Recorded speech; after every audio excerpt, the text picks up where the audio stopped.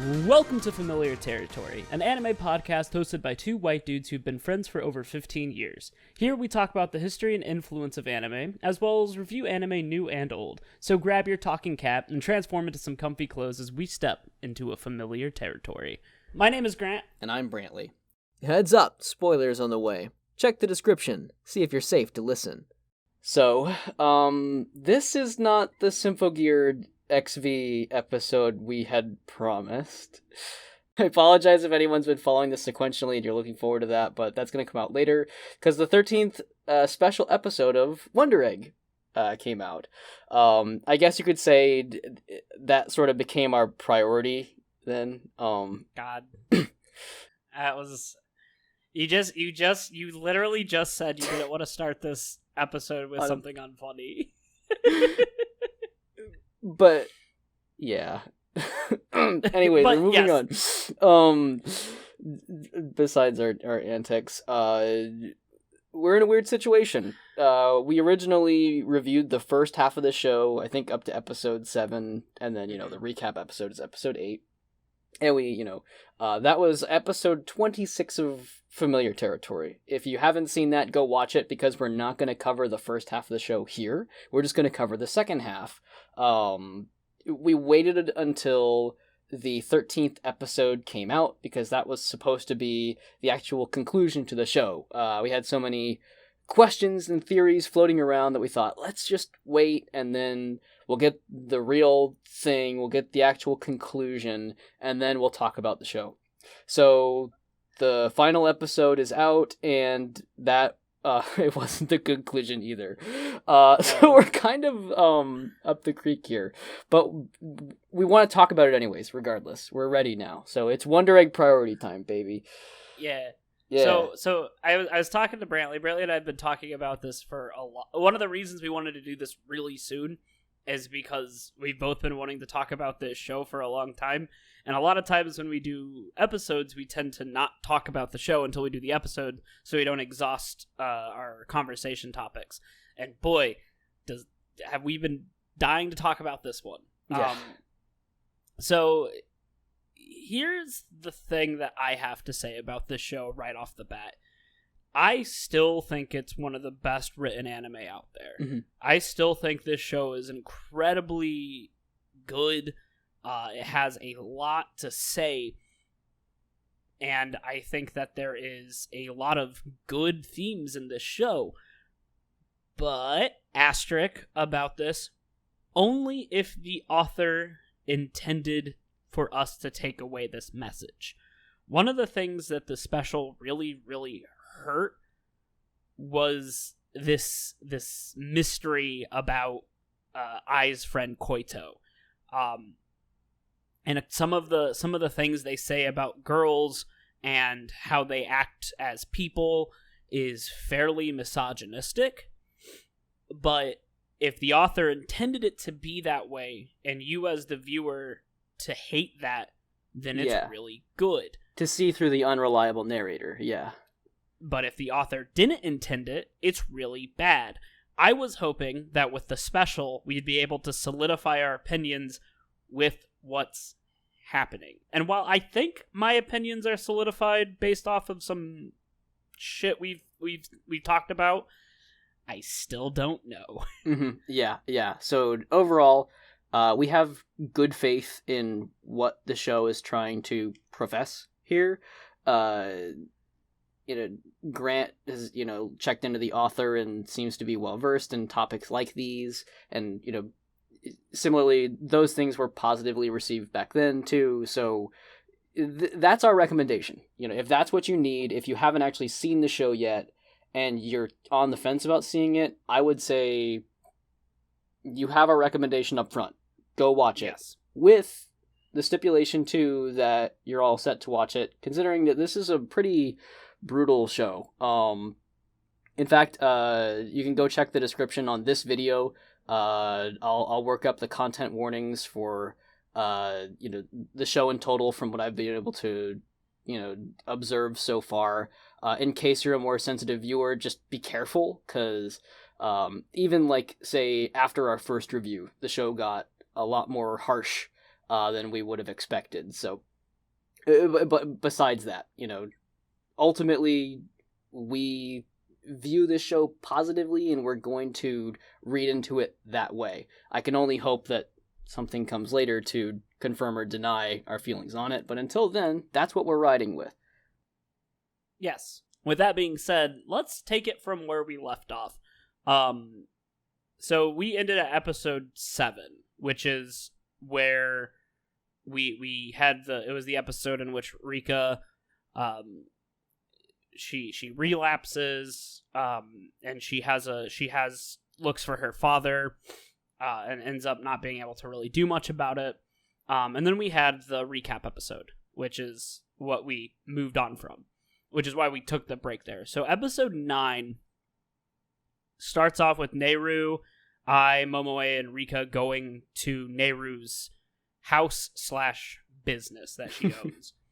It sounds really weird, but Nehru is, as of this episode, declared to be a test tube child who was specifically created to run this company called Plotty, which is a sort of high IQ bullshit do whatever sciencey lab.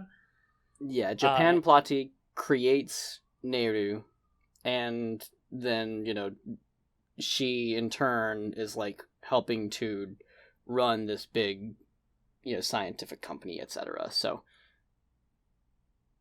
yeah, and it's actually a really good episode. I think I kind of forgot how emotional it got. Mm-hmm. But it deals with Nehru's friend, Kotobuki, mm-hmm. who is an albino girl who is also a scientist, who was kind of dealing with the idea of this allure of death, and parallel worlds. And so the egg that Nehru gets is her friend Kotobuki, who, while trying to test for parallel worlds, killed herself and put herself into a vegetative state. And one of the things that really is interesting about this is that Kotobuki is revealed to also have heterochromia, which is a big deal with I think that there comes this nice little parallel of how Nehru treats Kotobuki and how she treats I. But I really like the Wonder Egg part of this show. A lot of times I prefer the kind of slice of life stuff they do out of it, but this one I really liked them using this to deal with the past of a character. Mm-hmm. Yeah. You get a lot of really good characterization of Nehru, stuff that doesn't really surface with her a lot when she's just with her friends. There's like occasionally where someone makes Nehru laugh or something, but you get a lot of that compressed into one space in this Dream World segment. Right. And it does a very good job at giving her, you see, because Kotobuki's like, you have other friends than me, and she asks him how do you feel about it, and she's happy. You get to see Nehru kind of understand being a kid, and I believe she says children get to be selfish at one point during that episode. Mm-hmm. And I think that's a really good character moment for her. Yeah, and it's something that recurs later. So I really enjoyed that episode. I really like Kotobuki as a character. She kind of reminds me of a little bit more of a chaotic Nehru, where she's still kind of way too smart for her own good. There's a lot of fun animations. Nehru's weapon is a blast to watch with they like rocket off. The Wonder Killer is a scientist that was a rival to Nehru. To Kotobuki, I think. Oh, to Kotobuki, that's it. And they defeat it by doing a math problem. Mm-hmm. It's pretty good. Mm-hmm. This also has some critical plot information in it, in which this is really where it's confirmed that parallel worlds exist in this universe. So Kotobuki is discussing that with Nehru as they're having this dream world exchange, while, in Nehru's world, Kotobuki is in a coma or a vegetative state. So, it is a step forward for like the more literal plot elements of the show, and sort of unraveling what it is scientifically we're dealing with here. Mm-hmm. Yeah. The way it tops off with, you know, the whole hesitation and topic of euthanasia, just another, I think, solid landing on this show dealing with very heavy topics. And you know, it's very straightforward, but it also, you know, handles it with enough sensitivity that it doesn't just say, you know, this is what we think about euthanasia. It's, you know, you're watching the characters deal with it in a very relatable way, in a very humanistic way. You know, Nehru's pretty shaken by this, and, you know, she finds that she can't essentially, you know, she can't do it on her own until I is with her and they can sort of talk it out. Yeah. I remember getting to that episode and just being like, oh, damn. It's also where the show kind of starts to move into the sci-fi element, which is something that I believe we didn't want to happen. We talked about it in our previous episode where we were kind of wary of the sci-fi element. I'm still not sure if it was the right direction overall, but I think that the show managed to do quite a bit with it that made it interesting. Mm-hmm. And I remember kind of getting a little hesitant at this point. But I digress. Yeah. Do we want to move on to episode 10? Let's do it. This episode slaps. In a lot of ways. It's tragic. It's very, very sad. But it is a very interesting look at representation. Mm-hmm. So this is a Momoe episode, and Momoe's whole entire premise is dealing with her own gender identity. Yeah, she experiences gender dysphoria. We can talk about this also when we talk about, you know, the characters and whatnot. From what I can tell so far, it's Momoe's characterization is too ambiguous to say whether or not if she is transgender or intersex in some way, but the show tries not to care about that too much and asks that you don't either, and instead focus on Momoe's, you know, experiences, and that's what I think this episode excels at. So, and it's pretty interesting because it also gives you another insight into the Aka and Ura-Aka misunderstanding of people's self-worth.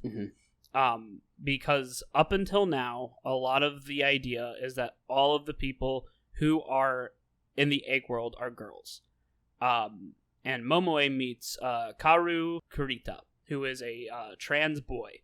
And so it kind of seems that Ura-Aka and Aka do not respect that that identification that these people have. And boy is Karu, just he wears a trans flag jacket. They're staged up against background advertisement, like wall art that has the same like pink, white, blue color scheme as they're talking.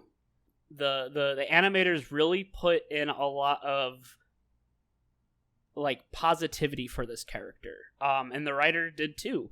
When Momoe meets Karu, and I kind of like the way that Karu dresses. So yeah. Karu is wearing a female uniform, but he's wearing a baseball cap, which is a pretty interesting way to kind of look at this character, because a lot of times when people like to do representation, and not that this is representation is good, but, you know, it's like this person is wearing, you know, the clothing that they want to wear. They're wearing the clothing that matches who they are. I think Karu, being a young trans boy, still having to wear the female outfit really is a good way to represent, hey, the society doesn't accept him as him. But he is very confident in his identity. There's a little cute thing where he looks at Momoe and says, "You're just my type."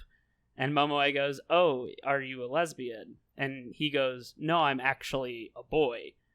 And right then and there, Momoe it is an instant switch, right? Like, Momoe doesn't misgender. Momoe doesn't make it a big deal. She doesn't make fun of him. It is just an instant, oh, okay. And he is just absolutely flirtatious with Momoe. Mm-hmm. And his story is horribly tragic. It has it's pretty heavy. And it has to deal with like rape and all. It's very, very. It's probably one of the more outwardly traumatic episode. I still think that the show does a very good job at handling it. But boy, it's dire. It is. It is very dire. Yeah. To say this, this is an episode with absolute, fully confident, discrete trans representation, but it is also an episode about trans suffering. So yes, that will be important for some people to see. For other people, it feels very tired. Know that. So. But I really like the way that this plays into Momoe's character, because the idea that Momoe has a problem with is that a lot of people who looked at her romantically had always looked at her as a boy. There's a kind of, I believe this is the episode where she goes on a date at the beginning of it. Yes. And the boy that asked her on a date thought she was a boy. Mm-hmm. And so it made her feel like I'm not people don't look at me as a girl. Even to the point where when she first meets Kaoru, she says when Kaoru asks for Momoe's name, she defaults to Momotaro in this like defeated sort of way. Mm-hmm. And then after that, Kaoru sort of puts up these puts up his fingers in like a camera framing way and sort of starts trying on other names for Momoe, and that's just it's very validating and very heartwarming to see these two characters who experience kind of a mirrored dysphoric experience like clicking with each other so instantly. Right. And it's really interesting because it is the first time that when Kaoru talks about her at the end, because Kaoru kisses her once Momoe saves him, and Momoe likes it. Mm-hmm. Momoe feels validated because this guy essentially looked at her as a girl in a romantic sense, and that triggers her Wonder Egg game ending. Mm-hmm. And this is where the show gets hella fucked. Yeah. This was this whole episode was just absolutely hell yeah, let's go. And then this last couple minutes was dead silent. Mm-hmm. So when Momoe completes the game, her friend Haruka looks at her and is back. She's no longer a statue, and she vanishes. And then a butterfly person, I guess that's the best way I could describe it. It's pretty good in terms of like a horror design, named Hyphen, comes in, kills her familiar Panic, and then force feeds Momoe the flesh. And God, is it just fucked. Yeah, it is one of the most, like, I've not seen a lot of horror movies or anything like that, but it's revolting, like, and twisted, like, and intentionally so. You feel bad, and they made you feel bad, and whether or not, like, that's something that you can, like, some people, I think it's a good form of using it, because it doesn't show you it doesn't show you everything, it shows still you makes, enough. Yeah, it still makes you feel terrible after that episode. And that is when at the end of this episode, goes to see her teacher, Mr. Saki's art exhibit, and she asks him about Koito's death. Now, this part's a little weird, because up until now, you kind of start to feel that Mr. Saki is not the terrible person that the show is making him out to be. And the show never confirms or denies it. And Sawaki's art is of I.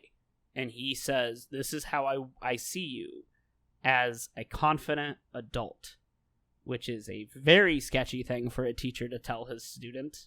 Mm-hmm. Yep, it's under the pretense that Mr.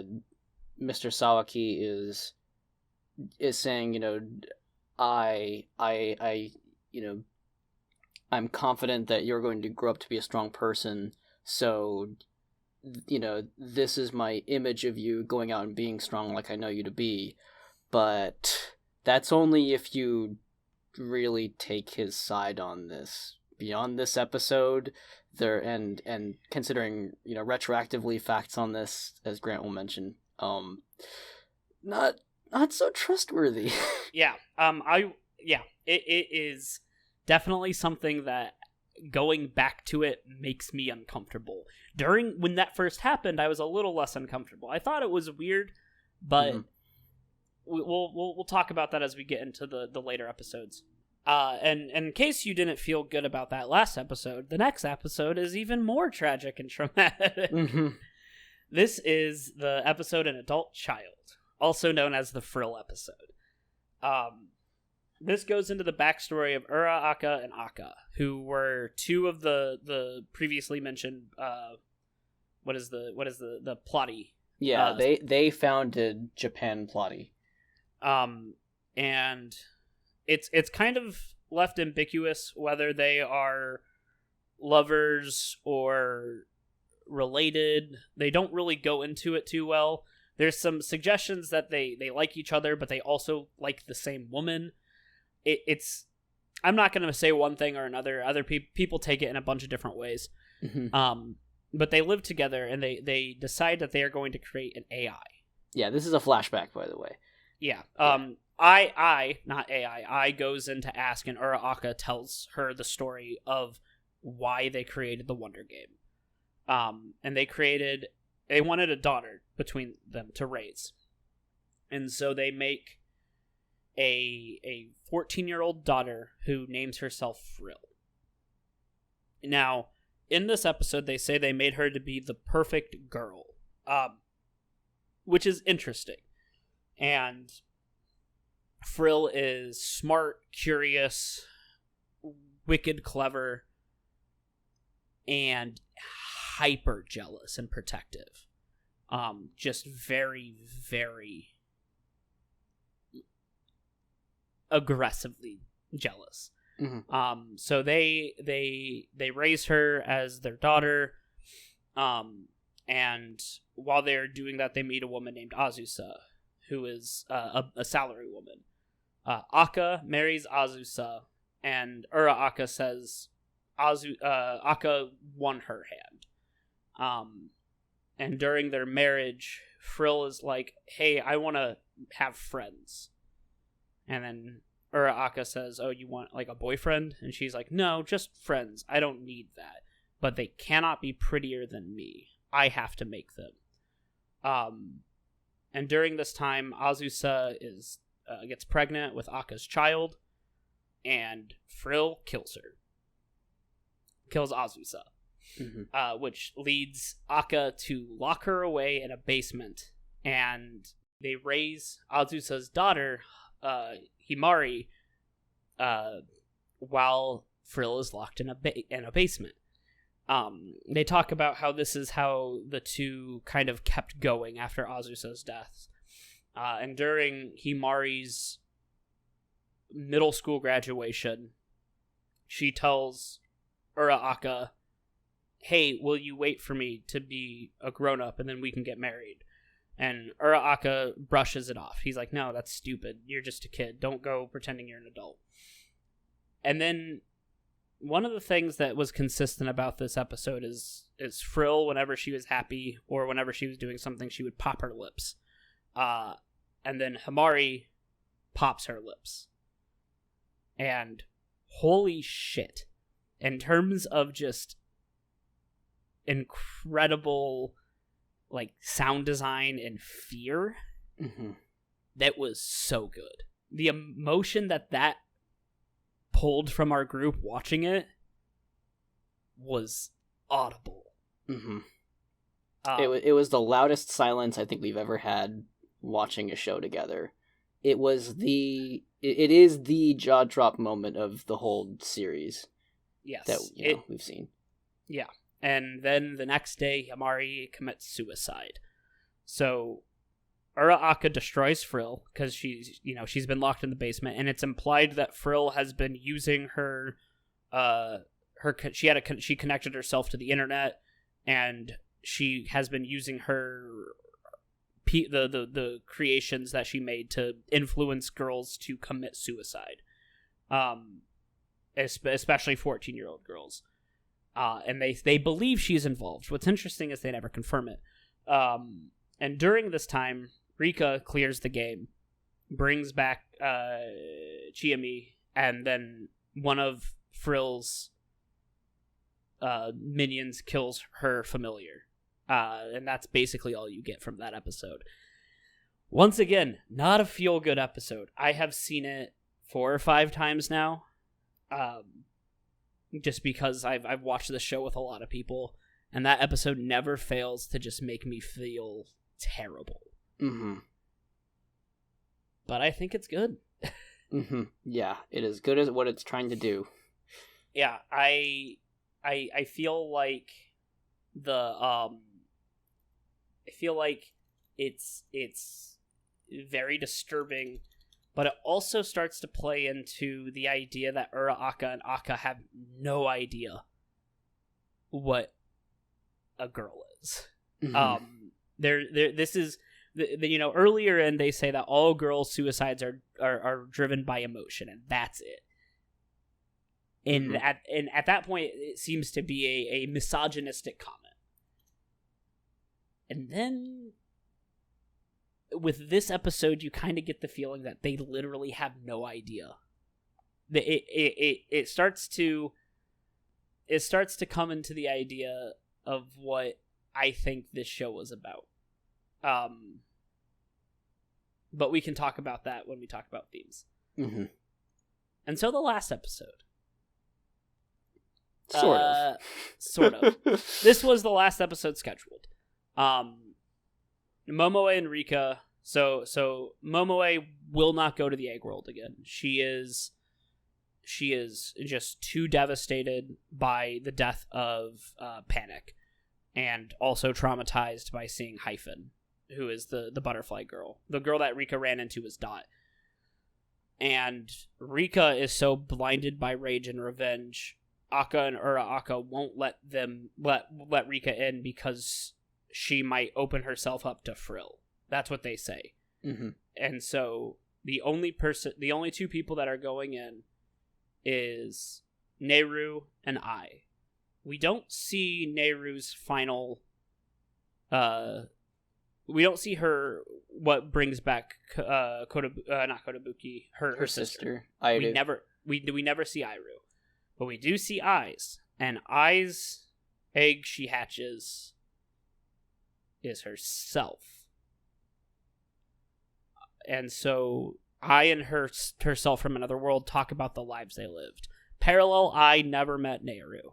I'm not Nehru, sorry. Koito. She never met Koito. And so they talk about what it's like to have friends, what it's like to have someone to confide in, what it's like to build these relationships. And Parallel I asks, "Are you happy?" And Regular I says, "Yes, I am." And then you meet Parallel I's Wonder Killer, which is Mr. Sawaki. And during this time, Mr. Sawaki is telling Regular, the I that we know, that she has fallen for his ruse, his public appearance. And as this keeps happening, I keep saying, "This isn't the real Mr. Sawaki. This isn't the real Mr. Sawaki." He's like, "That's what you think." This episode's weird as shit, and I think it's open to a lot of interpretation. It amps it up on both the abstract and literal elements of what in the hell is going on. It breaks away quite a bit from other episodes. For one, Mr. Sawaki as a Wonder Killer does not look nearly as puppety as the other characters to make sure that you can still recognize his face. So that's different. We also get some like actual like reality breaking moments beyond what the show had done near that end of that episode. But I'll let Grant, dig into that as he will. Yeah. It's basically there is a where regular eye starts to fall into what seems to be like this self-despair, and as it does it, they keep switching from regular eye and parallel eye, and the only way to tell the difference at this point is based on their hairpins, because regular eye is wearing Koito's hairpin that she gave her. So it gets really, really difficult to continue to keep it up. I've seen this episode a couple of times, and I think that what I was catching is that a lot of times when it would talk about Koito and like the past, it would be regular eye, and then while they're like separated by this barrier, regular eye breaks it open, and there is this explosion that allows her to get back to parallel eye. They defeat the Wonder Killer, Mr. Sawaki, and Frill's minion is there to kill Leon, which is Eye's familiar. But while doing so, Parallel Eye sacrifices herself to save Regular Eye. Now, one of the first rules you learn about the Wonder World is that as long as your eyes are okay, you should be fine, or at least be able to be treated. But Parallel Eye lost her blue eye. They gouged out her blue eye. And then Regular Eye wakes up, and the series is over. And that's why we didn't talk about this show until now. Yeah. Because it is so open to interpretation. There's so many more questions. What happened to Frill? Is Frill really involved? Are Akka and Akka good people? What happened to Koito? All of this stuff wasn't answered. And then the special came out. And all of this stuff wasn't answered. Yeah. But we should still talk about it as best as we can. We should. The idea that this show was giving out was how to overcome your trauma and be you past your trauma. And then and you kind of try it. You can piece it together with the episode 12, and then episode 13 happens, the special. With Rika, Momoe, everyone has completed their game at this point. Koito is back. Chime is back, and Haruka's back, and so is Neiru's sister. But they describe it as there is a fog that has changed the world. The idea is they pulled a parallel version of them to their world, and it changed everyone's idea. Now, what's interesting about this is it doesn't explain whether bringing them here has reshaped events, but I don't think it did, because Ai still has her pin from Koito.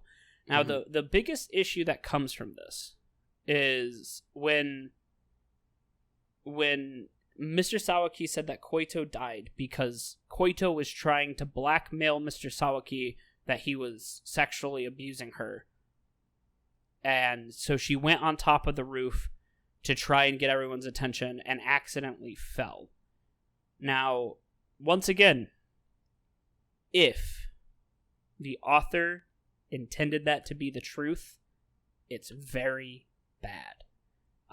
Not that is something that doesn't happen. I know it's happened before, but when the rest of your show is built on the tragedy of young girls, it's kind of a weird place to make one of them, especially one who means so much to the main character, a manipulative person. Yeah, it's antithetical. Now, what's even weirder about this, though, is all the girls that they're trying to save committed suicide.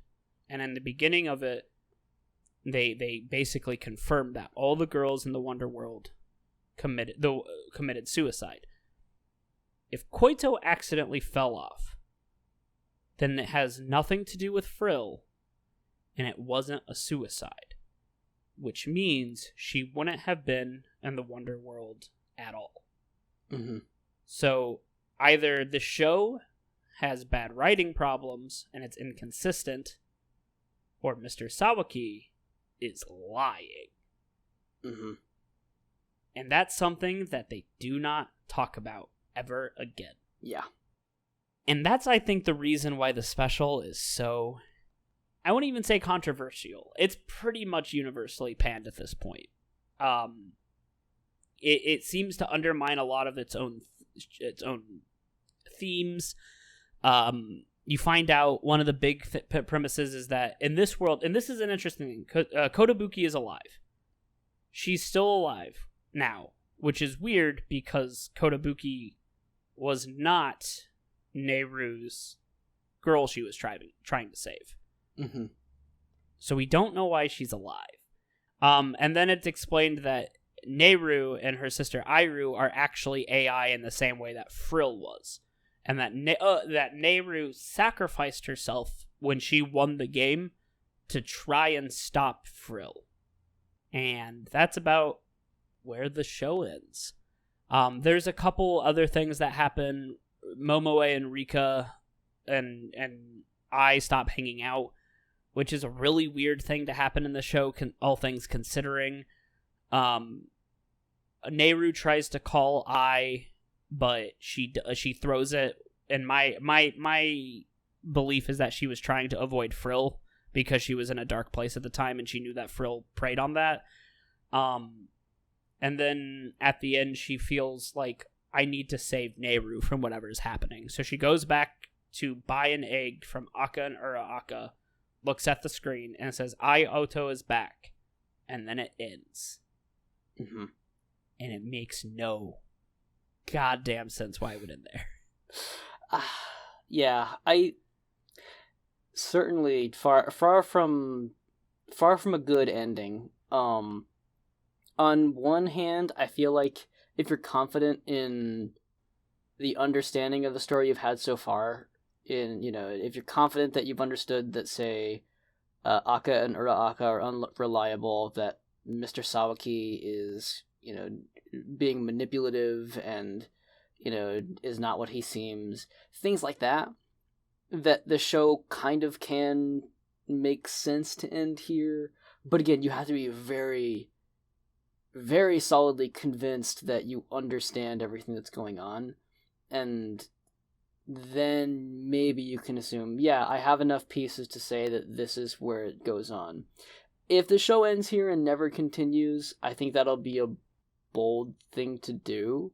I don't think it's necessarily wrong, and I'll probably be in the minority here by saying that. But in essence, I think it would be interesting if the show were to say, hi, we're not here to solve the temptation of suicide. We really can't do that, but here's a character who thinks she has things figured out. From the perspective of Aka and Uraaka, she's probably, on the same lead that they are, that you fight Thanatos with Eros. And therefore, by their standard, Ai is some kind of success. Ai is not going to give in. She's going to keep looking for her friends and, keep playing the game, which is a sour note to end on, but it is a note to end on. But like Grant said, when we have such a charged piece of media like this, with a lot of things up sort of like suspended, that we have to put a lot of faith in, it really doesn't feel good without that confirmation. It's too risky. I just, It's also weird to me how much the special introduced Kotobuki being alive, Nehru being an AI, Eru taking her place in the real world. It feels so... I feel like if they didn't have more to talk about, I feel like they wouldn't have brought up so much. I feel like if they wanted to finish the series leaving a bunch of strings up in the air, they would have done that. You know, they would have ended it the same way. But it's really weird how much stuff they wanted to talk about but never did. I'm not saying that this show is meant to get a season 2. But I am saying that something fucked up.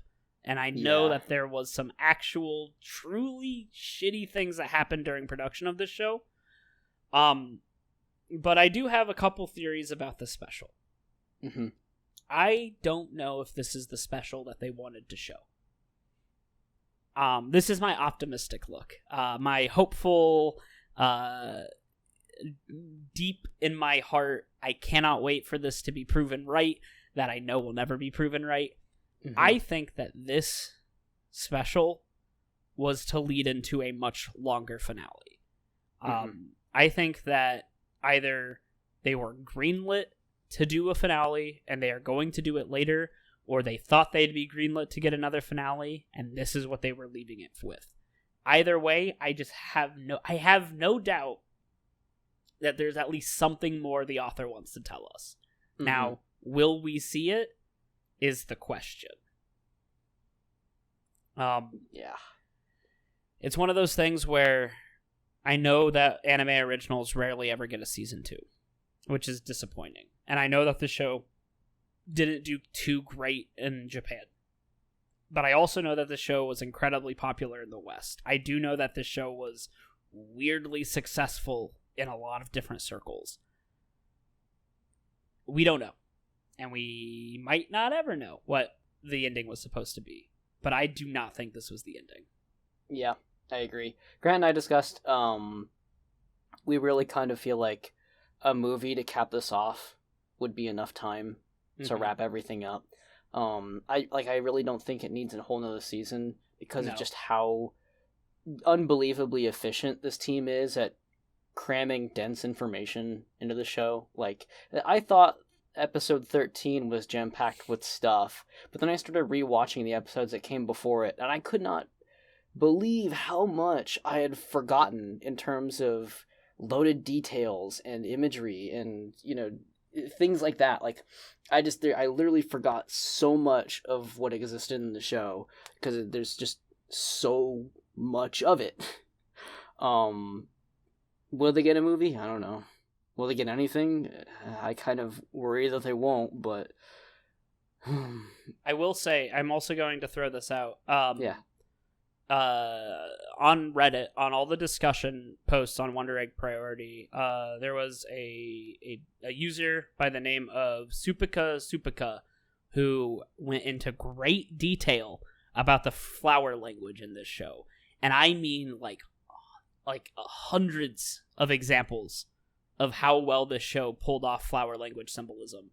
And it's not even remotely subtle, which is good. I think the fact that it's not subtle really goes to show that the animators really put forth this idea of thematically. So like the theming of like the sets and the camera angles and everything.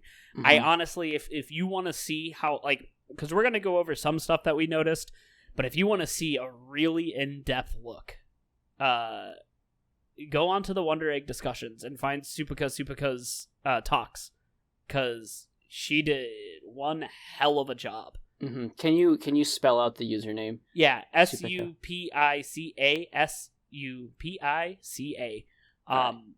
And I won't link anything because, you know, I would just go to the discussions, because it's an incredible journey, and listening to not just her but everyone else's insights to this show.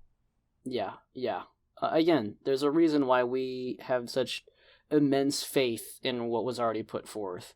I'm gonna go off on a little tangent here. I don't think this needs to be said, but just in case. Real quick. Yeah. Supika does have a WordPress where she goes into great detail about all of the flower language. So awesome. I will link that, because I feel like that is a good thing. Okay. Do you want to verbally state out what, like, is there a name to the webpage? Yeah. An article title? formanbloom.wordpress. And she's been doing it since like like, she does it for a bunch of stuff. Mm-hmm. So I will link that, and I will either tweet it or link it in the description. Cool. Because it is a good read. I read it in preparation, and there's just too much to talk about. That's almost this show in a nutshell. Yeah. So, a quick tangent. I don't think it needs to be said, but just in case, as much as this ending, as it is right now, might be a bummer, please don't be that kind of person who goes and tries to make this the issue of the show creators. If anybody wanted the show to be something different more than we as viewers, it would be them. So, you know, I know that the show creators are on Twitter. Don't go bugging them about it. Don't go asking them, you know, questions and flooding their inboxes and whatnot. I think, you know, if we could have had something different, we would. So, you know, suffice to say, even if we are disappointed, this final episode is not personal, you know, and we gotta just tank that. So yep. I will say that I did look at a lot of the creators' Twitters after the show just to see what was being said. Most people were respectful to the creators, and they put a lot of fucking work into this show. Yeah. So let's revisit some things. Let's revisit the characters. I think talking about the characters is important. Mm-hmm. Let's talk about Rika. I think she's a good one to start with. Okay. What are your opinions on Rika? I know we talked a little bit about this when we got together with some of our other friends. Mm-hmm. Yeah, Rika, she's a hard character archetype to get right. Particularly in a show like this, which isn't just sort of like rom-com drama type stuff. We're dealing with like trauma here, and so Rika's character, you know, as a foil, is going to drudge things up and, you know, essentially cause some amount of harm herself. But, you know, I think from a character writing standpoint, she's still a realistic and nuanced person. I think the show would have less impact if there wasn't someone like her character to ask some of those difficult questions, you know, in I think the early half of the season, to ask, like, you know, why are we playing this game? You know, maybe we just let this be what it is and we just drop it, which, you know, from like the viewer standpoint and from, you know, enjoying the fiction, you think, no, that's a terrible thing to say, but, you know, I think it's better on the whole that someone said it. A lot of Rika's methods are win-lose, you know, whether it's her unfortunate habit of cutting, or it's her, you know, cutting someone else down to size. That's going to bring some proportion of good and bad, and depending on where you look in the series, you know, that might shape your view of Rika differently. I guess, like, I wouldn't blame anyone for disliking her character, you know, for reasons I've already stated, but for the purposes of this as a fictional piece of art, I am glad she's here to emulate that different approach, you know, to be sort of the more assertive and, yeah, sometimes aggressive look at this. I think it, you know, if nothing else, it represents what are very real and very valid thoughts when it comes to, you know, dealing with trauma at this level. Mm-hmm. Nope, I agree. I really like Rika. As someone who's pretty outwardly confrontational about things that make me upset, I get where she comes from, where she wants to try and directly get to the source of the problem, and unfortunately, she's a kid, and sometimes that comes off as really, really terrible. But I think that she has some of the best down moments. I think After School at 14, the episode where her and I talk about not having dads, and I think that's a good episode. I think that's one of the best episodes of the show. I think just having her calm down and be vulnerable is important. And then I also like that she suggested, let's stop. I don't think she was wrong either. I think that at that time she was right. They found each other. They were happy. And yes, they have a lot of in-world reasons to keep fighting, but they don't necessarily have to fight the game that Akka and Uraak are orchestrating. Right. And even when they do win that game, they don't get what they were looking for. I remember back in our first, preview review, we mentioned that, we hope that this doesn't turn into, like, fight hard enough to bring your friends back from the dead kinds of stories. And it didn't. These people are unfortunately divorced from the friends they used to have once they're brought back through this, parallel world kind of manifestation. And so they're right back where they were before as a group of friends that are sitting with a lot of baggage. Yep, Rika was right. Let's talk about Momoe. Okay. I like Momoe a lot. My favor for her only increased as the show went on. I think she's an interesting, balancing act in that she's, very kind, very sensitive, but also very stern when she needs to be. I feel like there's a version out there of Momoe, whether it's in a draft or, a crumpled piece of paper, that is the more archetypical, like, wafy, let's all get along, mild and maybe a bit sad kind of character. But the Momoe we have is a lot more than that. When it comes to the Wonder Egg battles, she's an absolute badass. Really, you can point to practically any fight in the show and say, wow, this is the best fight in the show. But I'm particularly fond of Momoe's, especially because of how emotionally charged they are and how relevant they are to me.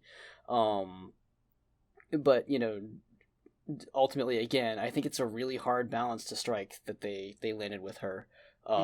She has a special kind of experiential fury, but it doesn't come out, unless she really finds a reason to stand up for that. And I like where her character progresses in that,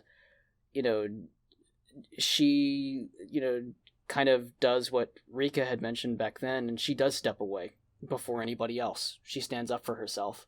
That's powerful in a show like this.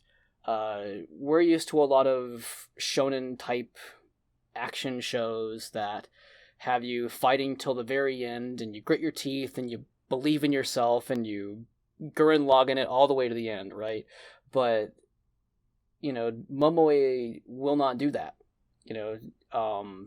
As someone who has already fought so hard for her identity, fought so hard to find her place among new friends, especially considering that the first encounter with said friends was kind of invalidating for her.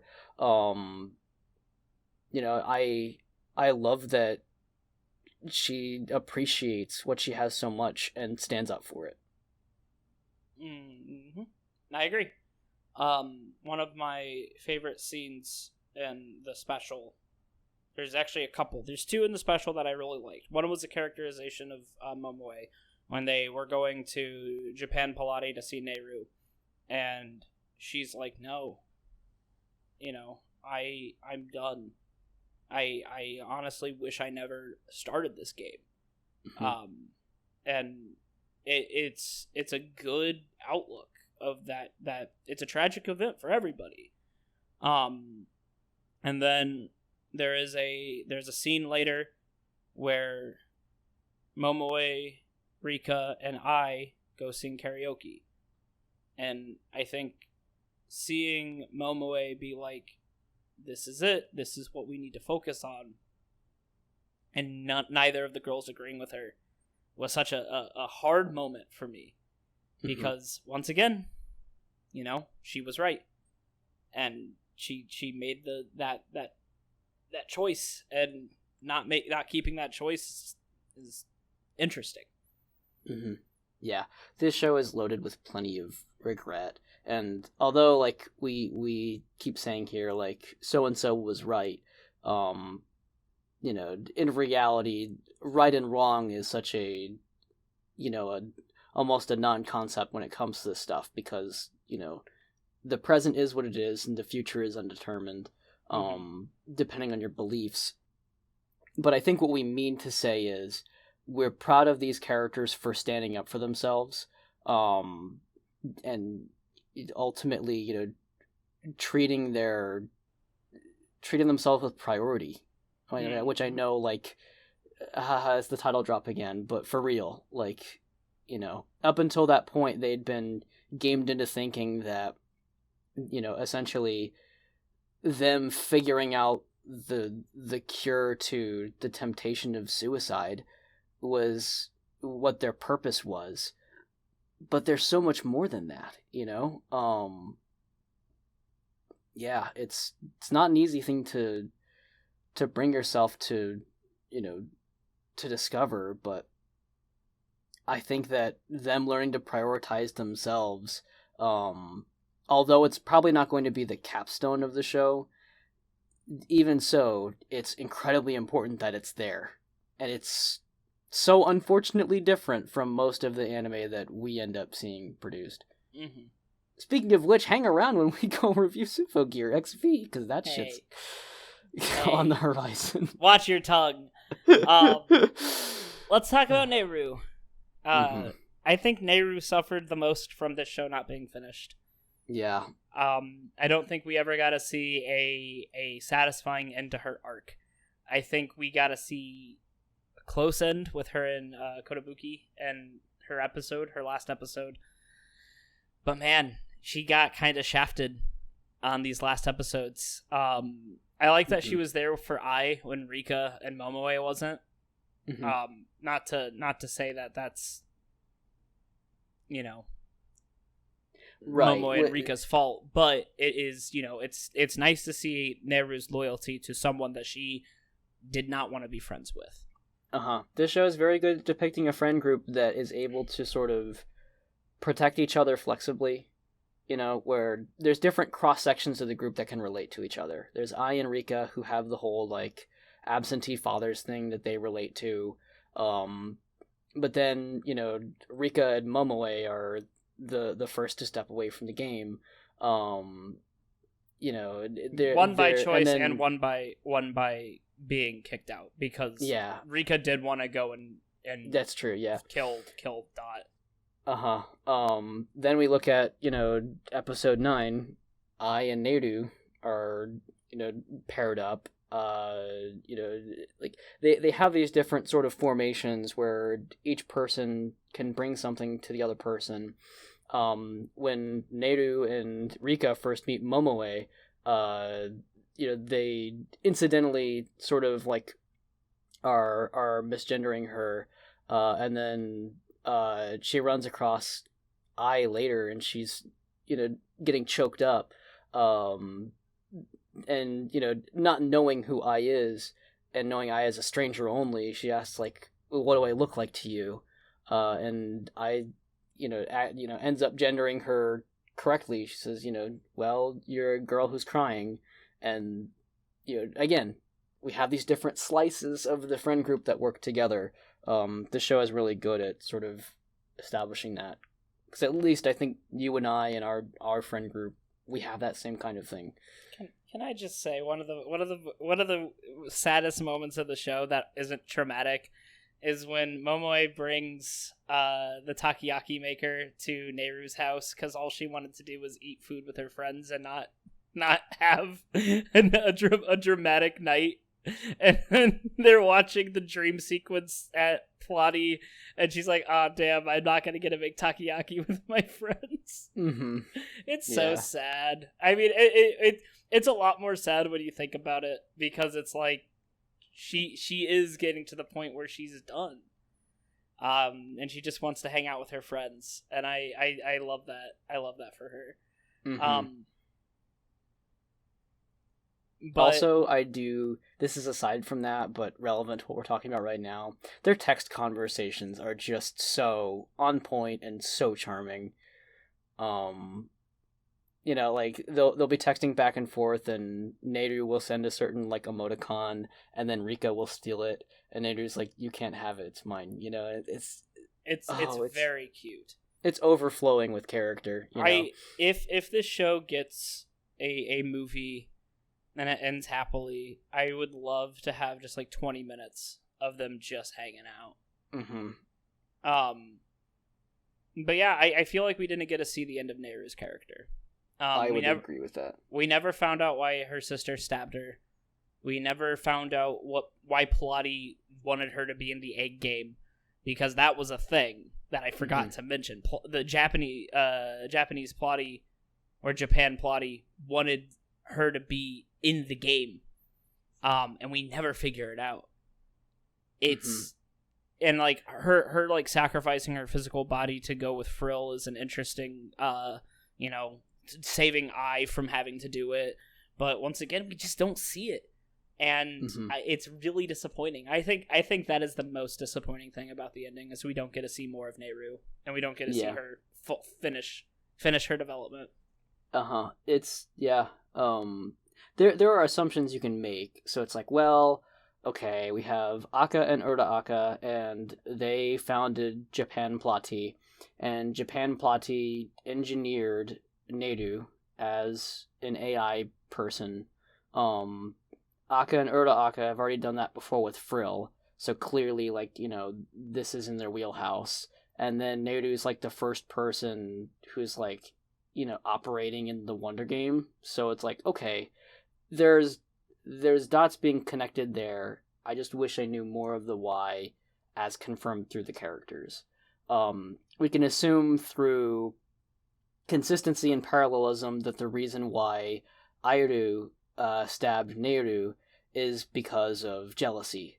Because, like, for example, Frill saying, "I don't want my friends to be prettier than me." When we have Koito, losing her will to live when she fears that I loves Mr. Sawaki and not her. We have Chiemi, sort of, praising and loving and valuing Rika, and, dying of starvation and trying to meet her ideas of conventional beauty. We have Haruka, who wishes she could be loved by women the same way that Momoe is.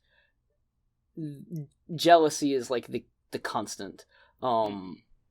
But we didn't get confirmation. And that blows. I think we got just barely enough little character moments with Nehru, especially episode 9 was packed with them. But I would definitely love to have more of Nehru, for sure. Out of all the characters, I think she is the person who needs more screen time. Absolutely. I feel like she got a lot of screen time in the beginning to establish her character and to establish the world that she's from, and we did not get to see her move beyond that. Not too much, a little bit, but not enough. Yeah. Also, as a character archetype, I feel like she succeeds, because they're definitely doing like the kudere type of thing with her. It's like it's a Rei from Evangelion type of situation, artificial human, pretty cold and calculating, but then warms up over time. Can we get a ding for the Evangelion mention? Sure, except the ding will just be the entirety of Cruel's Angel Thesis. You don't want to get copyright struck. Yeah, the whole episode just goes down. For like, this is a character type that exists, but I think I like the way they do it with Nehru a lot more than really any other iteration of the character I've seen. There's more of that softness, even if it is in little bursts. She has complexity and nuance and like beliefs about life that come out when she's dealing with Kotobuki. And that's a lot more, in depth than I think a lot of characters of this type tend to get. So, I think that's also worth praise. Yep. I love the scene where during the flashback, not the flashback, the recap of the first one, where Ai is giving a recap, which is honestly a fairly charming way to recap. It sucks that it took up 30 minutes of what was supposed to be an hour special, but having Ai talk about how cute Nehru is when she laughs was really fun. Mm-hmm. So let's talk about Ai. It's time. Mm-hmm. Yeah. This is going to be an interesting one. When we had finished the last episode, someone actually among us had mentioned, what do we think about Ai as a lead character? Because I think she's a little unconventional in that sense. What do you think, Grant? I love Ai. I really do. I think she is a character who I don't see a lot in media. A lot of people like to paint young girls who are depressed as just that, right? They have no other emotion other than sadness or anxiety or whatever negative emotion they want to hang on. Mm-hmm. Ai, for the most part, is pretty happy and bubbly. I mean, the outfit she wears she's literally a ball of sunshine. Mm-hmm. But it is such a good way to make the scenes where she is depressed or where she is just kind of moping around feel that much more powerful, because that's not who she is all the time. And that's what a lot of people are when they're depressed, right? That is, you're not always in your lows. I really like the episode Punch Drunk Day where they are just hanging out. Mm-hmm. Because I think that seeing Ai have this actual connection to friends is something that fits her, but she's not self-conscious about being with her friends. She doesn't ever doubt her friends like her, which I think is a really good way to show the depth that she has with her trauma. Mm-hmm. Yep. Add on to the fact that her fight scenes are fun, and the how I know it's like cheesy because every anime character loves their friends, but I've never seen any character love their friends the way that Ai does. Mm-hmm. Yeah, I think I agree with everything you said, and you really kind of covered everything I wanted to say. Her emotional shifts are, daring from a writing standpoint, because you could just go easy and make a more flat trajectory character, but instead Ai is a lot more malleable than that. She has these realistic ways of reacting to what's going on. A lot of the push and pull of this world is visible through Ai. It just like you said, her yellow hoodie is like everything about her. Yeah. The fact that it's covered up on top of who she is. Whenever she pulls up the hood when things are getting kind of confrontational, she kind of like hides in it, sort of. It visually speaks so much. She's an intense person, but she's been conditioned to suppress all of that between being bullied and holding out for her mother, and she's managing the tension with Mr. Sawaki. Like, there's a lot to Ai. And it never feels like any of it hits escape velocity and throws out the balance of her character. I think maybe my favorite thing out of her in this entire show happens in episode 1, where it's flashing back to Koito requesting that they become friends, and she's resisting because that would make her happy. Mm-hmm. her reason for being hesitant about that is because it would be leaving homeostasis. It would be changing that inertia of being depressed. And that's so real. maybe that doesn't sound like an incredibly deep commentary. You should just see like, oh, I feel that, that's mood, whatever. But seriously, like, I've been there. You know, against all of the miserable circumstances that I goes through, she doesn't ever flatten out as a character. Right. Once again, like I've said for all the other characters, it's admirable that they managed to pull it off. Yep, I think the big draw for the show is that it has an insanely likable cast. Mm-hmm. Even when you're not really happy with them, you still kind of like them. Yeah. Even when they make poor decisions, you're not upset at the character, you're upset at the situation that is making them make these decisions. Mm-hmm. Totally, it's a mark of good writing, I think so much of it for me is substantiated through the little character gestures that they have, little tiny things that they do in each episode that reflect who these people are, or just burst with personality. Like I took a bunch of these down in my notes, and I don't really have like a good flow to this, but I just want to name them off. So like things that hit me hard just because of what's happening visually, and I can't really explain it other than that. Number one, the way that Koito touches Ai's foot before she proposes that they become friends. I don't know why, but just like I was like, that's gonna happen. It's gonna happen, and it happened, and I was like, yeah, that's a thing. I don't know what it says, but that's a thing. That's a thing.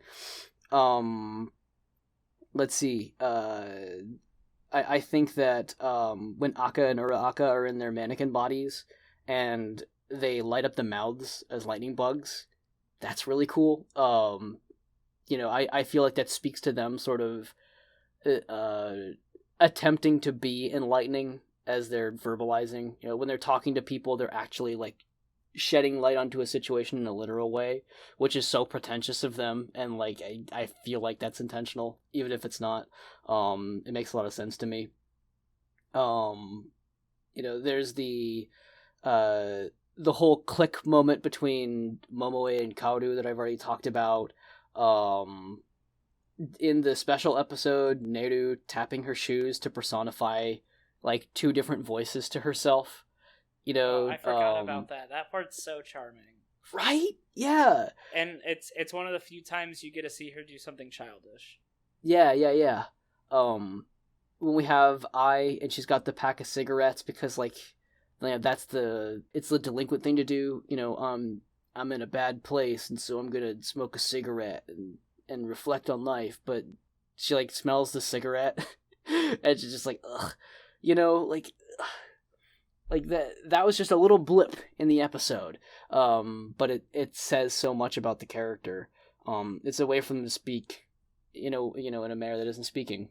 I think there's a really good reason why, Ura-Akka is interpreted by some members of the audience to be gay or bi, because like that's there are all these little ambiguities in the text and the subtext of the show that are really interesting to sort of dig into. The way that, Frill is sort of talking to Ura-Akka about feeling jealous over Azusa, but the way she words it is, that you have your husband who's like interested in another woman, and so for Frill that would be like, her to Akka and then to Azusa. But for Ura-Akka, it is the same thing. The husband language still connects. And so it's like, I don't know. But these little blips are just so interesting as they come up. Mm-hmm. This show has so much care into the way not only that the characters are positioned, but also the way that they talk. The script in the show is incredible. And the voice actresses and the voice actors for the show they put in their work. There is an English dub, and I watched an episode of it, and it's actually pretty good. But I do want to give a shout out especially to Kanata Aikawa, this is one of her very few. This is her second voice actor role. and she's Ai, and she is actually only 17. So Wow. she is a very good actor. But even with everyone else, like Teromi Kunisuki, who is Nehru, she's done quite. She's not super prolific. She has like a handful of roles. Shuka Saito, who is Rika, also only has a handful of roles. And then Hanake Yano, it has like 5 roles. So all of these characters who put so much care and love into their characters are fairly small. Mm-hmm. And I think that's impressive. I think it's a very good sign that this show had a good voice director, and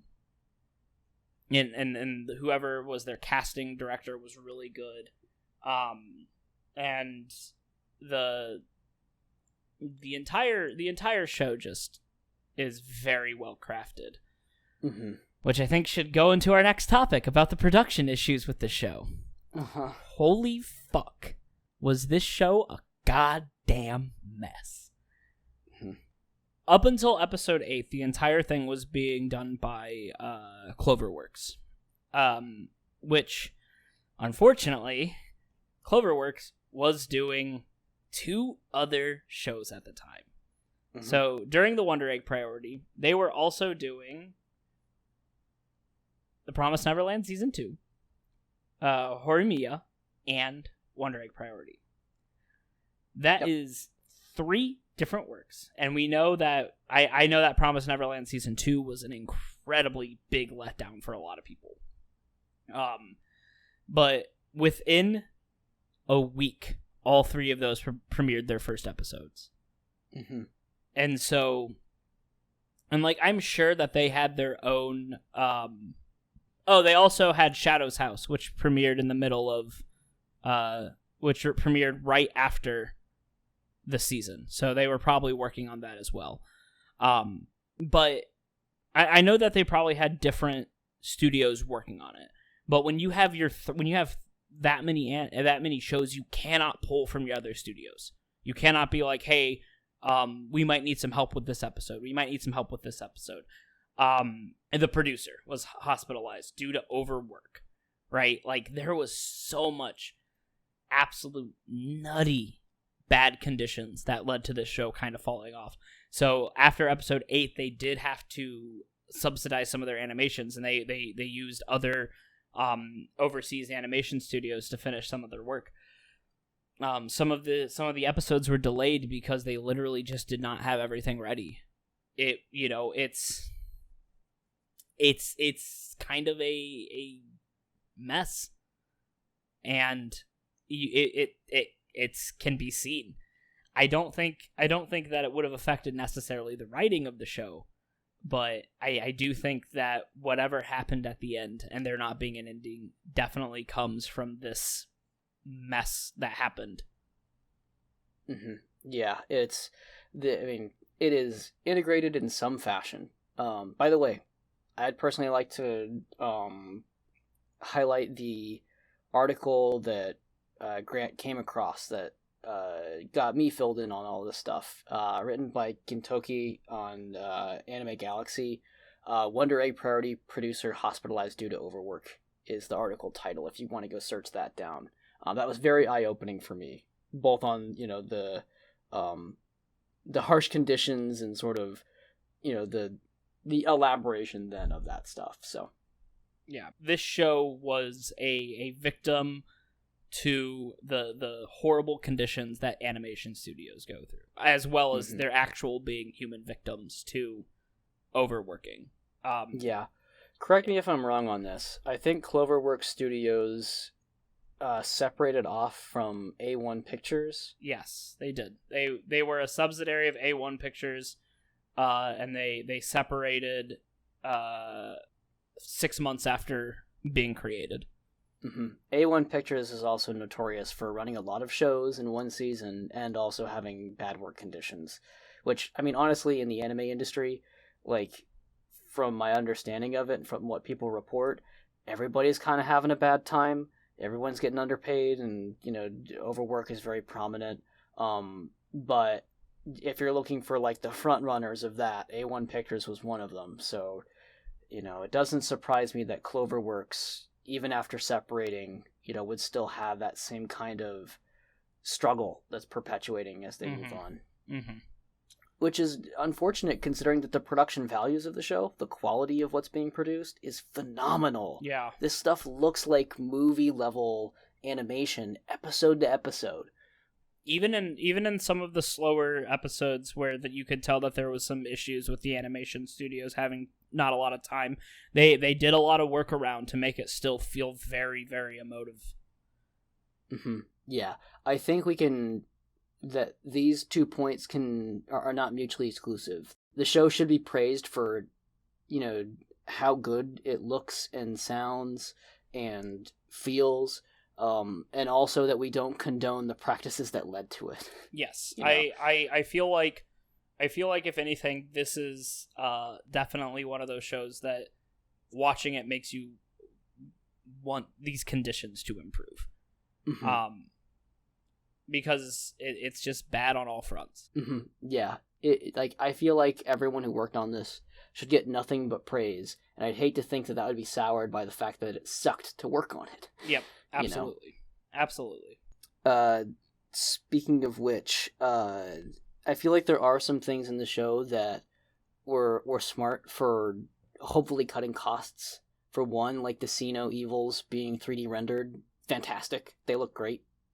I'm glad that they were there as they were, and that they didn't spend time drawing over them via rotoscope, or anything like that. There are a couple times where it looks like photography is used like as a background, and then maybe either as like filtered or drawn over. Good. Like, I'd say take those shortcuts. Something I've noticed with anime is that, although it's, a cartoon very clearly, so often the backgrounds are meant to look very realistic.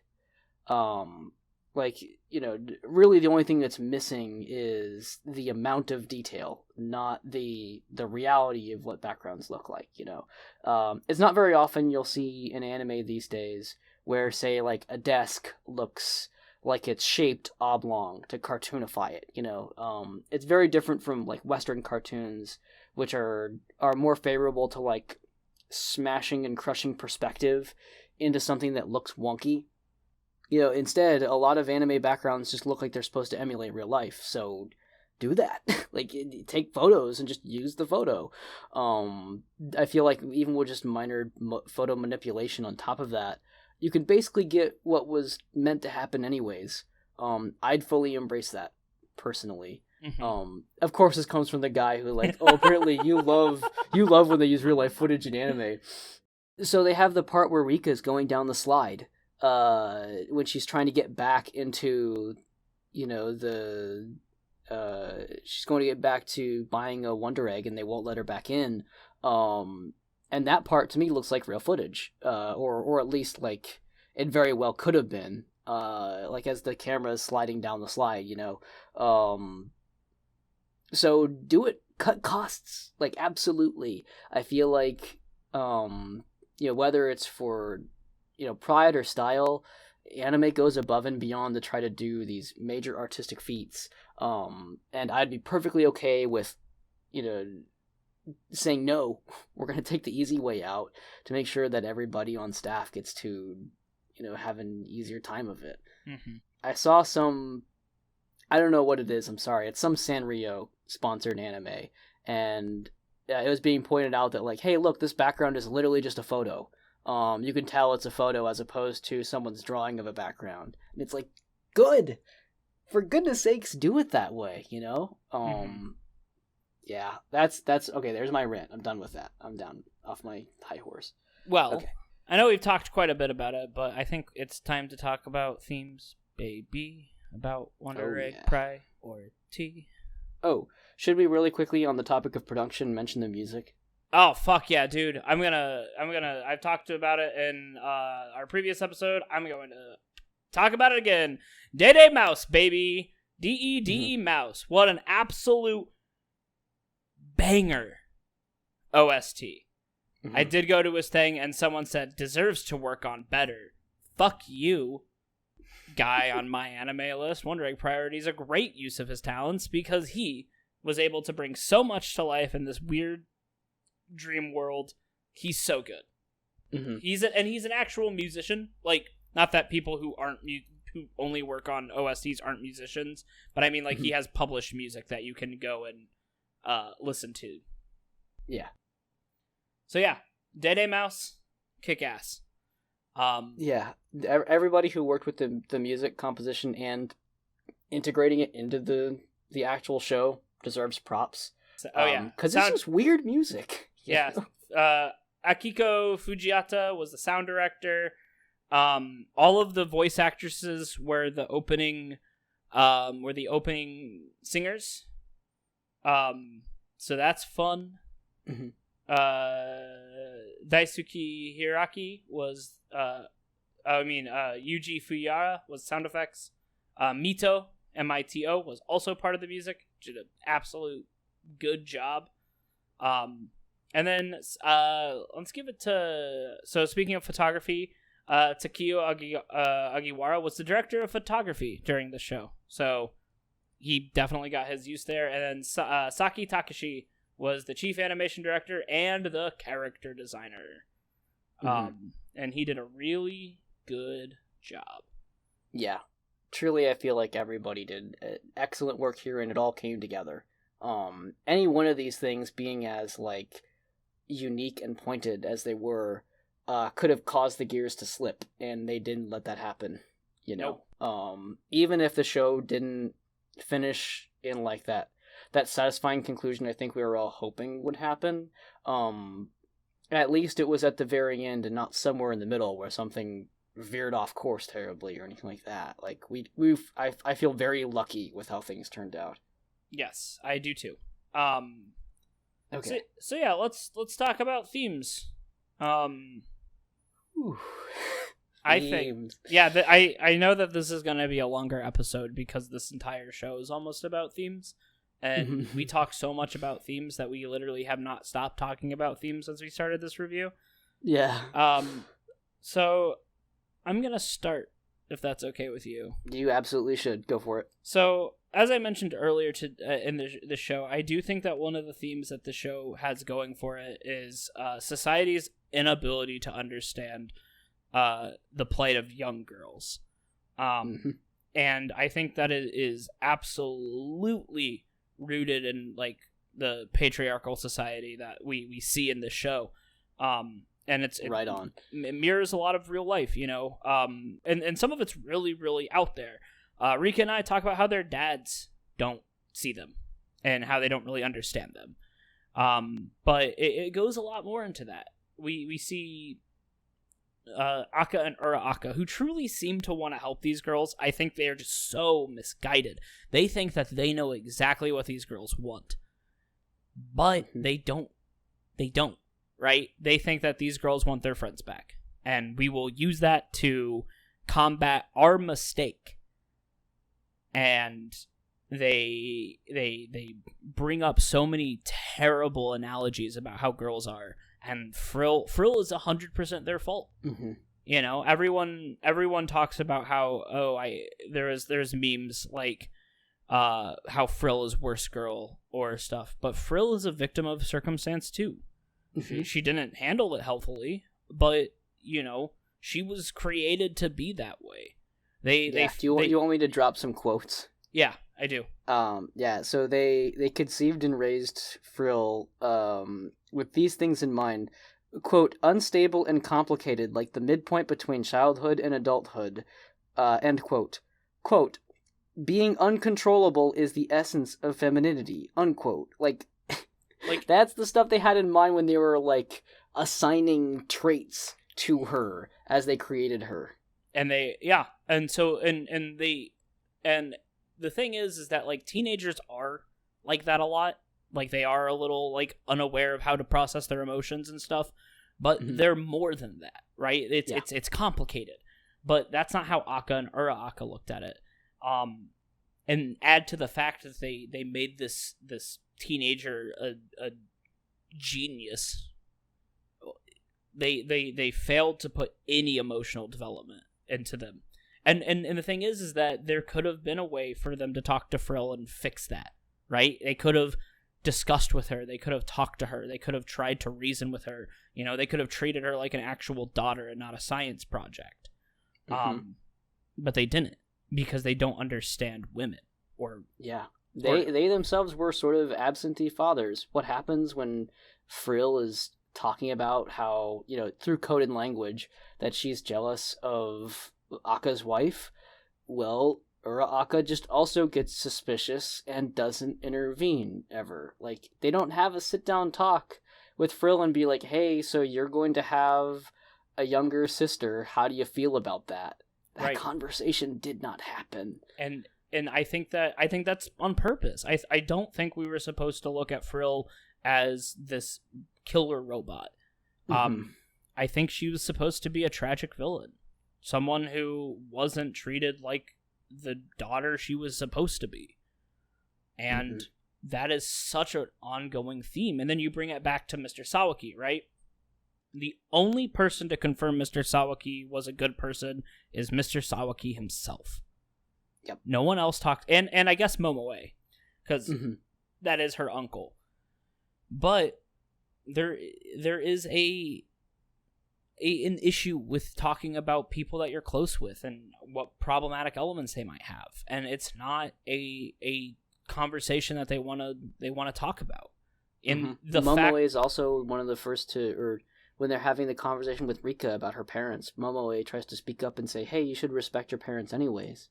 You know, so again, you know, that represents how she might stick her neck out for her uncle, despite maybe not knowing him all that well, you know, especially because she doesn't live with him or anything like that. So all this is consistent.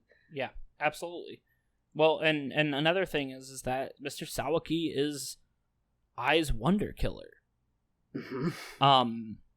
Now, when he talks about Koito, we talked a little bit about this today.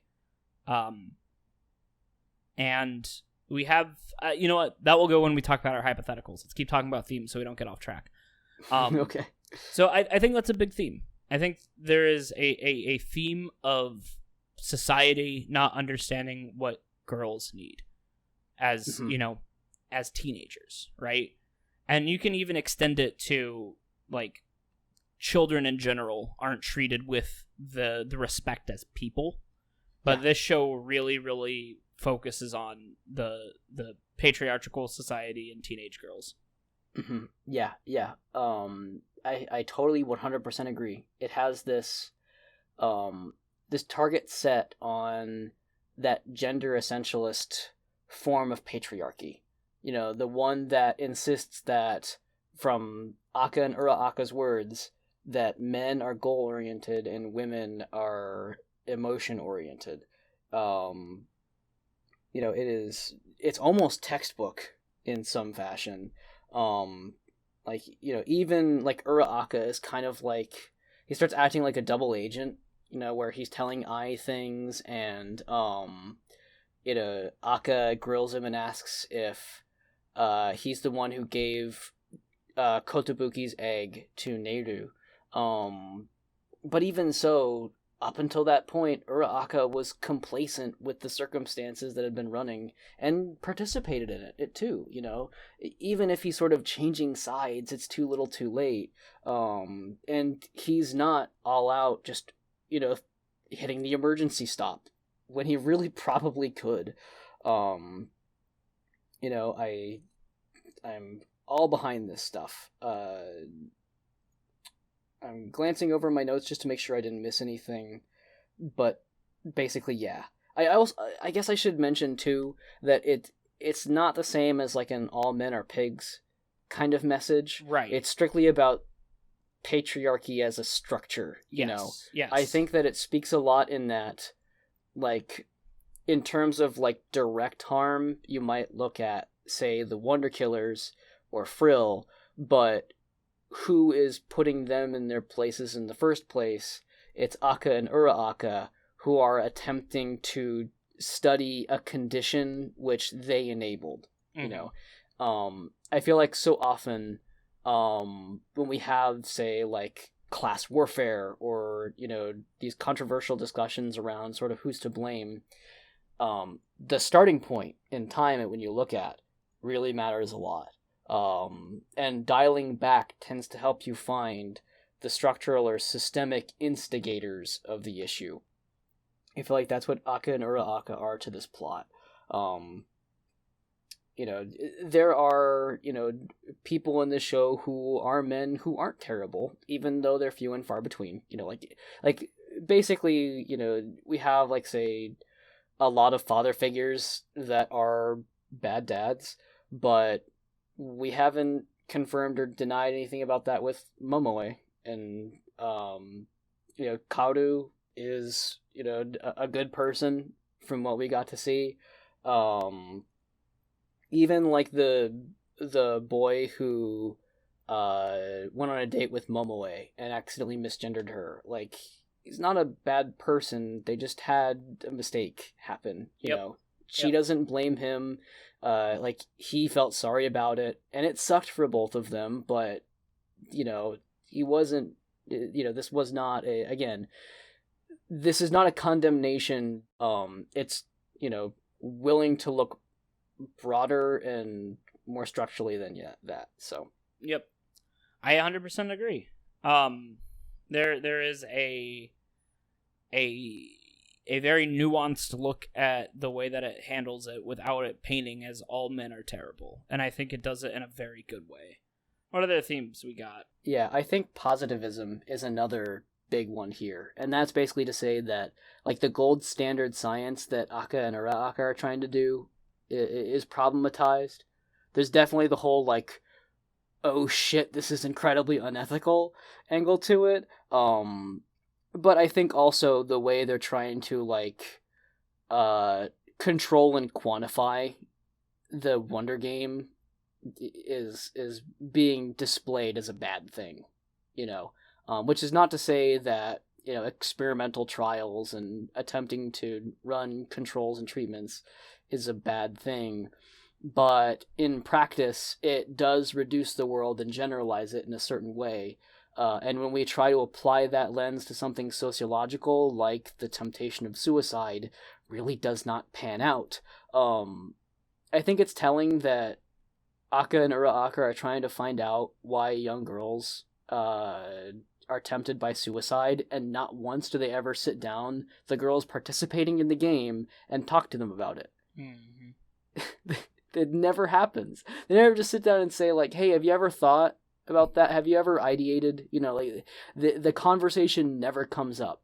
Instead, they'd rather construct a situation which would, in fact, replicate that, and then confirm their suspicions. It's incredibly callous of them. There is a scene when they're watching,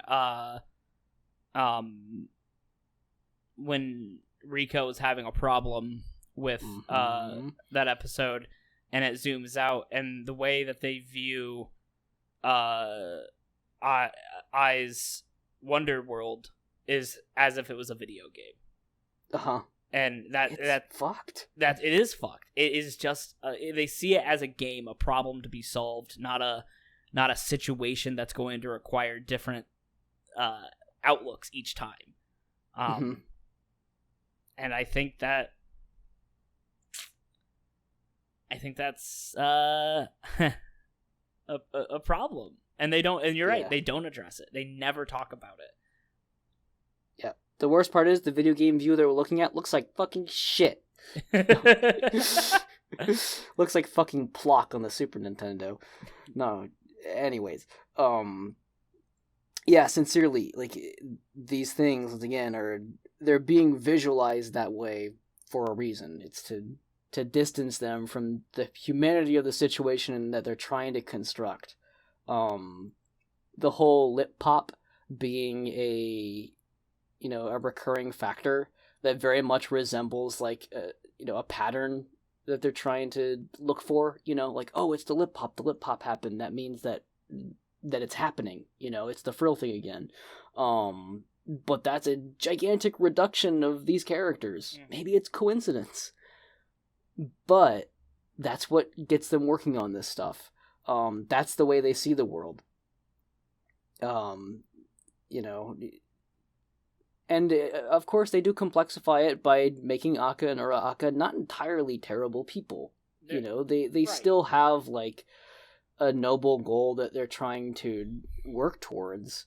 You know, they tell the group to not worry too much about Momoe's participation in the game in regards to gender. They just say, you know, don't think that hard.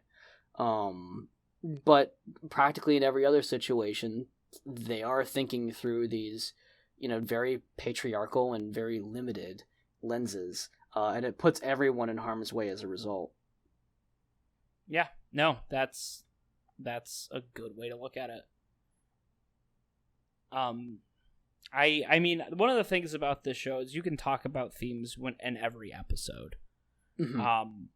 And it's going to change. You know, you can go about how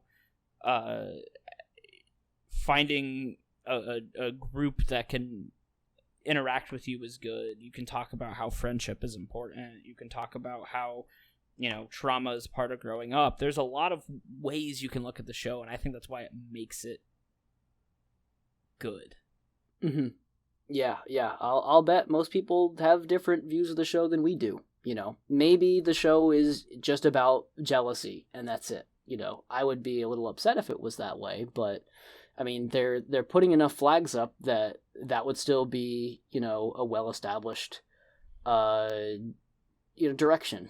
You know, they've clearly put in the work to make that readable. So, yep. I like our themes very much, but I guess that's why there are themes. Yes. So before this goes on too long, because I feel like as much as we love themes, we have talked quite a bit about them throughout this episode. Yeah, I'm done with themes, so let's talk hypotheticals. But as most of our hypotheticals we do in most of our videos, they're mostly jokes about how we would apply the show's themes or universe to our real world. I think the hypotheticals we need to have on this are theory crafting. What we think the show would do if it continued, what we think the show meant by something. And I want to start with talking about Koito. Mm-hmm. Koito is the biggest mystery of this show to me. Mm-hmm. Because they gave it an ending, and I don't think it's the right ending. Yeah. We talked about it, how Mr. Sayaki seems to be lying. There's no confirmation. But one of the things about Koito is that they always say, that she liked Mr. Sawaki. She's always going to confess to him. But we never see it. We never see her say that. We just see her with him. Yeah. What's worse is that when we see her with him, when she's like up against him, she looks pretty upset. Like, I get that when you first see it, you might interpret it as, like, she's upset and he's comforting her, but she doesn't look very comforted to me in retrospect. No, she and the only time we ever hear why she killed herself was from Mr. Sawaki. Mm-hmm. Brantley pointed out something interesting today while we were waiting to record this, and I feel like you should explain it. Oh yes, something I entirely missed the first time around because I wasn't ready to interpret it entirely that way. Like when I was first watching the show, I had thought that there was sort of a, I listened to both sides where it's like, I think Koito is in love with Ai because like they're really playing into it in those early episodes, but I was also convinced that they weren't lying about the whole Sawaki thing. Because that's what Ai thinks. Ai and Koito are playing with a Kokuri fortune-telling board. And Ai recounts the events that the question is, something about, like, does Koito's crush like her back? Something along those lines. And, of course, the piece gets moved to yes, and Koito gets super happy about that. Ai interprets that as Mr. Sawaki, because she thinks that Koito is in love with him. And so Ai is sort of theorizing about whether perhaps she had unconsciously helped to move the piece towards that because she wanted to see her happy. In reality, whatever the result of that was, what Koito was probably thinking of does I like me back? And God, that hurts to realize. Yeah. Unrequited love happens quite a bit in this show. There is also, real quick, a lot of flower language that deals with lilies, which normally represent like lesbian relationships. Uh-huh. Boy, oh boy. Boy, oh boy. Yep. But so our my prevailing theory is that Sawaki was creeping on Ai, and Koito liked Ai, and Sawaki was manipulating Koito to think that Ai didn't like her back. Mm-hmm. Yeah, I agree with that. And I think I wouldn't. Yeah. No, you go ahead. Sorry. I wouldn't be surprised if Koito went to him for like counsel, and then he starts planting those seeds, or he plays the same game they did with Ai, which is to try to make her feel better, but then essentially begins to groom her. I don't know what would have happened beyond that, but Koito was accused of being his teacher's pet, and then bullying resumed from there. So, clearly things went bad as a result of him, and he didn't step in to stop it. So, yeah. Yep. One of the hypotheticals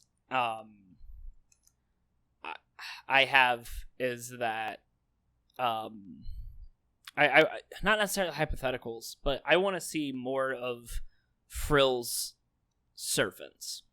We see them once for each girl that beats the game, and then Frill is there for Nehru. But we don't really get much other than that they're scary. Mm-hmm. It's a pretty interesting concept to bring up, but not deal with. Yeah. They have a lot of questions surrounding them that I want to know about. For instance, how is it that they make it to the dream world at all? We know that Frill is supposed to be interfering with things, right? That Frill is like, let's say locked in the shed, and then she's got her computers, and she's, according to Uraraka, commanding Dot and Hyphen to, say in the earlier part, or when it first gets brought up, that they orchestrated the suicide of Aka's daughter, but how can they do that and also go into the dream worlds? Yeah, I agree. There's a lot of weird shit about them, and then we've seen that happen once. We know that I was able to go into Rika's dream world because both of them fell asleep at about the same time, and Rika's like desire or passion or something was stronger, and so I got pulled in. Yeah, but that doesn't explain how, say, Dot and Hyphen and Kirara can pop in at just the right time. I don't know. Yeah, but I have a theory. What's your theory? Okay, I don't actually think, but want to think, that the world is being run through a quantum computer simulation that Aka and Uraraka are moderating. I want to say that all the characters are AI, like Nehru is, but I don't know. The reason why I go to the computer is that would simplify a lot of like the pseudoscience of the show. If everything's being simulated, then it's not so strange that we say take some data and move it from here to there, as opposed to actually solving parallel universes and manifesting them in the form of like eggs and stuff, If it's in a computer, then it's been abstracted into some functional form. That would also be why Akka and Ura-Akka are not represented in human bodies, potentially. Or it, gives them that opportunity. It means they can create more AI without having to create human bodies for them. It might explain why, for example, Frill doesn't look like she ages. They go check on Frill after Akka's daughter has committed suicide, right? Mm-hmm. And Frill looks the same as she always did, 14 years old. That to me seems weird, that they would, create an AI girl, but also one that doesn't, like, it starts at 14 and stays at 14. Right. There's a lot to unpack. So if we just resign it to saying, oh, it's all in a computer, then that, helps. But that still also doesn't explain then the fact that Frill is tied up to computers while, this other stuff's going. I don't know. I'm not sure where to draw the lines on it, but I guess I wouldn't be shocked if computers and, quantum computing and simulation was involved somehow.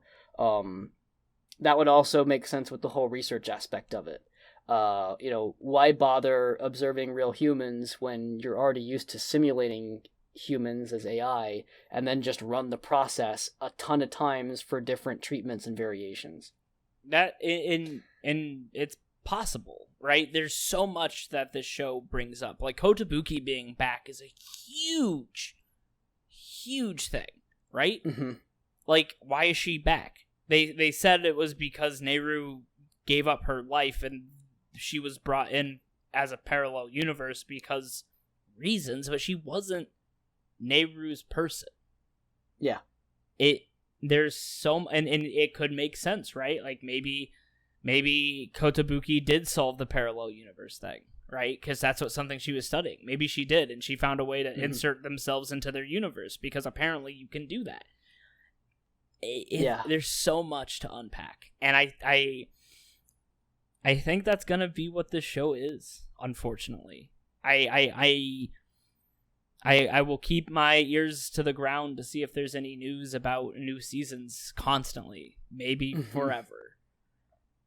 But until then, I think it's just gonna be unpacking everything we've seen. Yeah, the last thing I can offer is something that I picked up from the fandom wiki just today. I think that apparently Ura-Akka's name can be read as reverse Akka. And so that, like, I think Akka and Ura-Akka are aliases of some sort. Like, all the other characters have last names, but they don't. So that's, again, suspect. But the fact that they go with Akka and reverse Akka makes me wonder if that's not just a personality thing, if that's also got something to do with them actually accessing parallel worlds. They look awfully alike, and they have kind of the, like, it's a different me thing going on, kind of like how the rescued versions of their friends don't act the same way, Right. They bring someone back and they don't need their otherworld friend anymore. They're like, oh, I don't care about you, or I don't know you, or etc. etc. So I wonder if maybe Ura-Akka is that. Maybe Ura-Akka is the first successful AI that Akka created. Who knows? But anyways, lots and lots to speculate on while we wait. Yep. So, with that said, I believe that's our review for Wonder Egg Priority, which I believe makes this our longest episode that isn't a video game. Yeah. Quick, pat it out. No, but I do, if you made it this far, I do thank you so much for listening to what we have to say. This show is really meaningful to me in a lot of ways. But I understand the disappointment that some people are going to be walking away from this show with. If you want to hear us talk a little bit more about lighthearted stuff and get a little bit goofier, check out some of our other reviews. Our Symphogear reviews are a lot of fun to listen to, at least I think so. If you don't want to listen to us talk for an hour and a half, we have a 16-minute best of, and you can see if you mesh with our personalities there. We stream on Twitch every Monday. We do a bunch of different stuff. We just did some Guilty Gear yesterday, and we're looking to play some Deadly Premonition 2 in the future. Now, don't you mean Dead to E Premonition? Yeah. As so lovingly illustrated on the cover of the game. Our next episode will be our final Symphogear episode. Look forward to that. I know I am. And if you want to hear some more ramblings, I have a Twitter that I post to. We'll link that in the description. So thank you. Go check us out. And by the way, I think we did this in the other episode we did on this as well, but, to say again, if you or someone you know is considering suicide, please do reach out for help. Call the National Suicide Prevention Lifeline. I'm going to read out the number, 1-800-273-8255. If you don't like making phone calls, there is a text line as well, 741-741. It's that quick to do. Yep. So thank you so much for listening, and we hope to see you in our future videos.